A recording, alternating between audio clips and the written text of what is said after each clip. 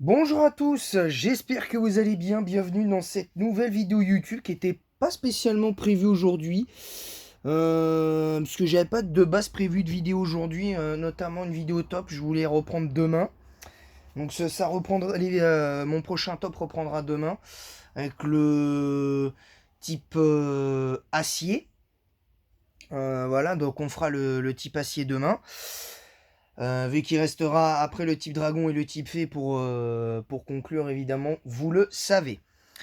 Alors c'est une petite review assez sympa, je voulais vous la faire parce que récemment il y a un animé qui a fait beaucoup, deux animés qui avaient fait parler d'eux en même pas un an d'intervalle, on a eu droit à Spy X Family et l'animé Oshinoko dont je vous ferai une review peut-être d'ici vendredi, enfin peut-être pas vendredi, mais peut-être samedi, après ma vidéo top, ou alors d'abord ça, et je vous expliquerai plus en détail samedi. Donc on va parler de Spy X Family, un animé qui a fait beaucoup parler de lui, parce que c'est un animé qui parle d'espionnage. Un animé qui parle d'espionnage, c'est plutôt rare, hein, j'en ai pas trop vu, hein. Après j'ai pas vu tous les animés de la planète non plus.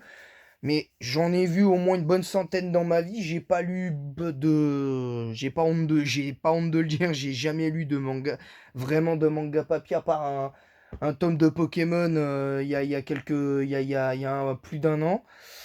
Donc voilà, donc ça déjà c'est une première chose. Et ben, tout ça pour dire que cet animé c'est une découverte. Alors il y a une saison 2 qui a été annoncée et qui va arriver très prochainement. Donc ça va être assez cool.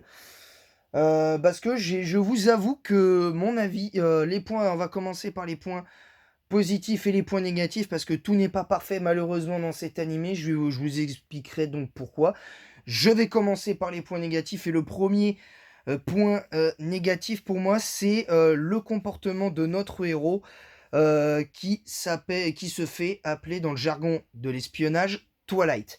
Alors, ne faites pas de référence au film, au film de la saga Twilight, qui pour moi est... je n'aime pas, je vous le dis comme je le pense, je n'aime pas la saga Twilight. J'ai vu une fois un film qui passait à la télé, j'ai décroché au bout de 20 minutes, parce que c'est d'une... enfin, c'est d'une... enfin, je n'aime pas. Voilà, c'est tout ça pour dire, c'est d'une faiblesse consternante visuellement, donc je n'aime pas. Voilà, bref. On va revenir à Spy X Family. Donc déjà, le premier cas, c'est le comportement de Twilight, que je trouve un petit peu bizarre, parce que tu sois espion ou pas, lâche-toi un petit peu dans ta manière de faire, parce que justement, c'est comme ça qu'un espion se révèle. Parce que je vais faire un parallèle avec un autre genre de séries sur l'espionnage, Mission Impossible. Et la première série Mission Impossible que j'avais vue avec ma famille il y a quelques temps, où jouait le très regretté malheureusement l'acteur qui jouait Spock dans Star Trek. Donc c'est pour ça que moi je vous le dis, euh, enfin moi je le vois comme ça. Maintenant, moi c'est un point négatif, parce que je trouve que parce que ils le disent eux-mêmes, la définition enfin ils le disent pas vraiment, mais on le voit à travers les scènes, dans la manière dont c'est joué, qu'on voit un espion sans émotion, c'est pas toujours, enfin, on va pas dire que ça fait vendre, parce qu'il faut peut-être pas exagérer, mais tu vois que quand même, il y a quelque chose qui est intéressant dans tout ça. Et Spy X Family, ce que j'ai pas vraiment aimé, et je vais y venir sur mon deuxième point négatif, mais pour terminer sur le cas de Toilette, je trouve qu'il se concentre trop sur ses missions et pas assez sur ce qu'il fait à côté. Parce que, ok, il avait pour mission dans la ville où il est censé être, dont j'ai oublié le nom, au début de cette saison 1, de d'avoir une femme et un enfant. Il va dans un orphelinat, désolé, ceux qui ne veulent pas être spoilés, passez votre chemin. Je vais pas vous raconter, je vais pas vous raconter, je vais juste vous raconter le sujet et le synopsis. Pour l'histoire, Twilight est un espion reconnu, qui réussit toujours ses missions, qui est agile, qui est très fort physiquement. Et il est dans un train et sa prochaine mission, c'est de trouver une femme et un enfant d'ici une semaine. Pour l'histoire. Ce qu'il va évidemment réussir, au fur et à mesure, il va rencontrer dans une boutique une jeune femme nommée Yor Briard, qui est âgée de 27 ans, une femme célibataire qui travaille de base dans une mairie, mais qui a pour profession, pour vraie profession, et qui a été formée comme ça depuis sa naissance, comme tueuse à gages. Et je vous explique, parce que c'est un peu lié aux séries policières, parce que, je vous le dis, ne faites pas les offusqués, parce que ceux qui regardent les séries policières comme Les Experts, NCIS, ou d'autres, ben, je vous le dis, il y a des histoires comme ça de tueurs et de tueuses à gages. Hein. C'est pas les premiers qui traitent... Spy X Family n'est pas le premier à le traiter. Hein, je vous le dis honnêtement. Donc voilà, et avant de conclure sur mon point négatif sur le cas de Twilight, et ben il finit par, en sortant d'une soirée, il se fait, pour l'histoire, c'est le sujet, il se fait attaquer et il va au final demander à cette Yor Briard un mariage finalement arrangé, qui va les arranger tous les deux pour éviter que, pour l'histoire, la police secrète leur mette des bâtons dans les roues et qui les arrête, parce que sinon c'est pas la joie sinon. Voilà. Donc pour conclure sur sur le point négatif de, du personnage de Twilight, qui prend pour nom pour l'histoire Lloyd Forger, ben en fait, à part les moments où il est avec sa famille, ben enfin avec sa famille dit fictive, ben il ne montre rien. Il est concentré. Alors c'est bien de vouloir être concentré sur ce que tu fais dans tous les domaines, je veux bien, mais ça pour moi c'est un truc qui m'a énormément dérangé. Alors au niveau des émotions, il s'ouvre un petit peu plus au fur et à mesure de la saison, mais c'est pas encore ça. Au niveau relations humaines, il a du travail, le petit Lloyd Forger, pour l'histoire, évidemment, alias Twilight. Donc il va... voilà, donc ça c'est important. Le deuxième point négatif, c'est le scénario, parce que je trouve que le scénario, mis à part ce que je vous ai dit pour le synopsis, le scénario de certains épisodes, je les ai trouvés un petit peu, on va dire, coup-ci, coup-ça, pour pas dire mauvais. On va dire que c'est moyen bon. On va dire c'est moyen bon, c'est pas mauvais, c'est pas nul, mais c'est pas bon non plus. On va dire que c'est moyen bon. C'est vraiment moyen bon. On va dire que c'est correct. Dans le sens où on voit que il y a un effort de fait dans l'animation qui sera un de mes points, qui sera mon premier point positif, et d'ailleurs j'en parlerai après. Parce que je n'ai que 2 points négatifs là-dedans. Et ce deuxième point négatif, justement, comme je l'ai dit, c'est la construction de certains épisodes. Je pense notamment à l'épisode où Anya doit obtenir une Stella, sinon elle pourrait obtenir un Tonito qu'elle a déjà obtenu avant.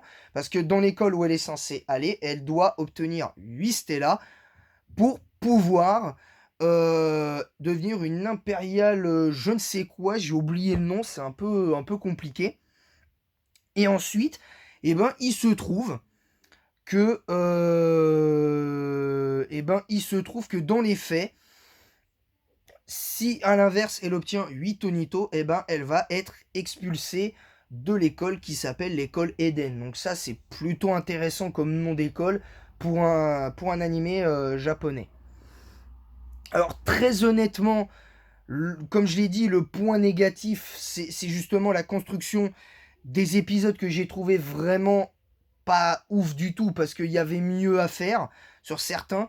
Parce que là, sur les 13 épisodes que j'ai vus, il y a au moins 3 épisodes, ou au moins 3-4 épisodes qui sont vraiment pas à la hauteur de ce que les résumés nous mettent dans tout ça.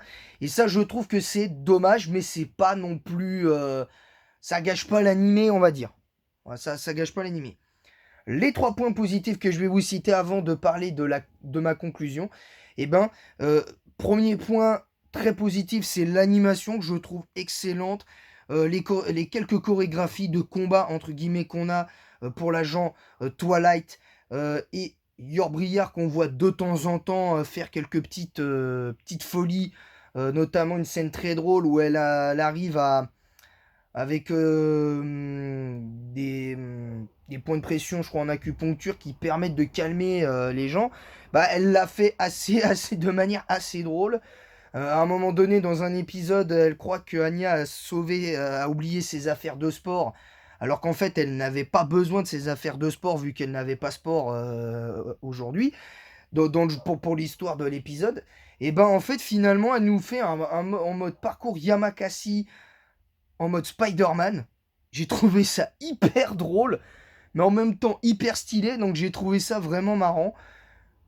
Et vraiment bravo quand même, parce que ceux qui ont fait l'auteur du manga a vraiment été très fort à ce niveau-là, et notamment ceux qui ont produit l'adaptation en animé, j'ai vraiment vraiment vraiment kiffé à ce niveau-là. D'ailleurs, à la télé en ce moment, va pas tarder à y avoir Spy X Family à la télé, mais je vous fais la review quand même parce que c'est un animé que j'aimerais voir un jour sur pourquoi pas sur ADN.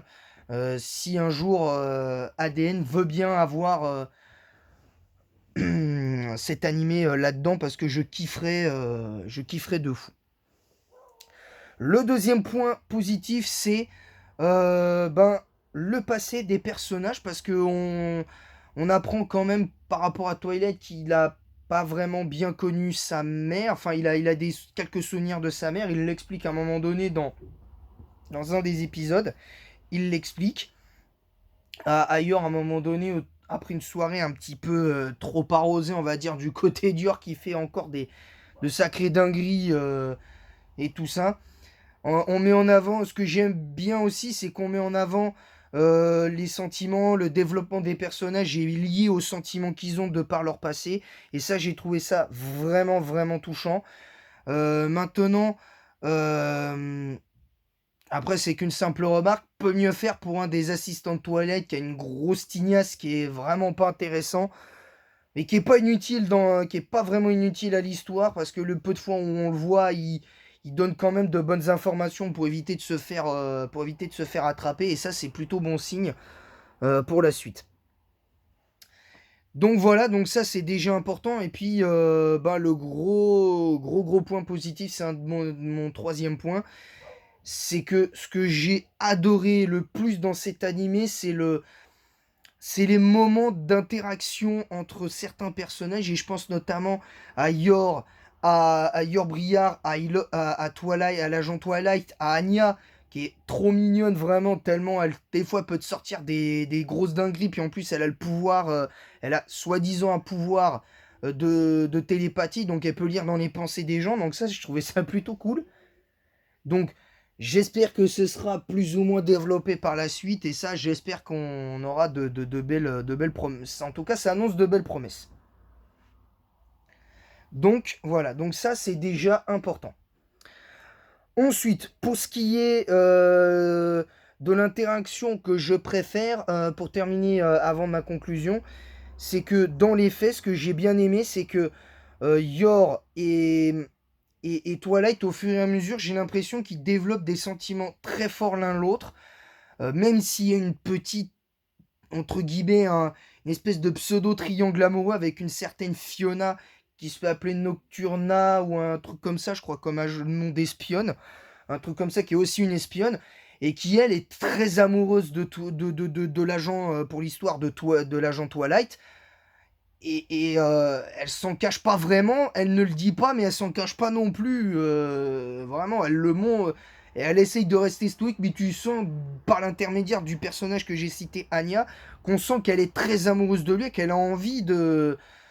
Voilà, et qu'elle a envie d'être avec lui, certainement d'avoir des enfants, enfin j'en sais rien, je connais pas les détails de ce qu'elle veut, mais je pense que c'est ça malgré tout. Ceux qui ont vu l'animé me le diront dans l'espace commentaire. Mais Spy X Family, j'ai vraiment, vraiment, vraiment adoré cet animé. Euh, c'est assez intéressant à ce niveau-là.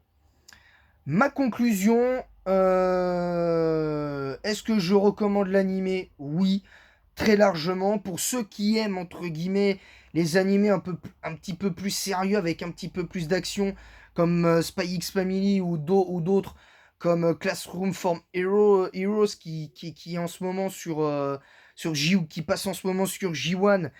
Il y a Eden Zero, qui est une sorte de sous Fairy Tail, on va dire. Enfin, il y a ça, il y a d'autres animés qui sont un peu plus sérieux, mais qui gardent ce côté humour-là. Et ben, moi, je vous recommande cet animé. Si vous n'aimez pas les trucs d'espionnage, évidemment, ne le regardez pas.